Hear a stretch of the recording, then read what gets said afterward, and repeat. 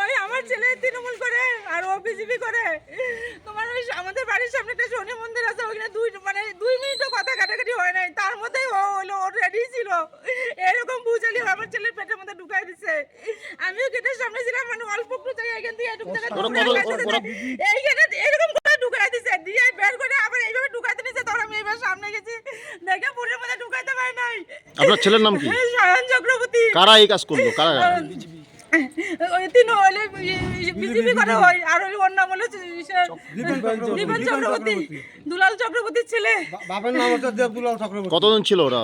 হ্যাঁ, ওরা শ্বশুর জামাই, ওদের ফ্যামিলিটা ছিল, ওদের ফ্যামিলি সুদ্ধা সবাই ছিল, ওদের গোষ্ঠীটা ছিল, দুষ্কৃতীরা। এটা কি রাজনৈতিক সমস্যা ছিল আপনাদের, না পারিবারিক সমস্যা ছিল? পারিবারিক না, পারিবারিক না, স্যার। এটা হলো ঈশ্বরের যে এই পার্টি নিয়েই এ তৃণমূল করে, তার জন্য ওকে দেখতে পারে না। কি নাম আপনার দিদি? আমার অঞ্জনা চক্রবর্তী। আপনাদের বাড়িটা কোথায়? ছোট আটিয়া বাড়ি। আপনার কি ছেলে তো? হ্যাঁ, আমার ছেলে, একটাই ছেলে আমার।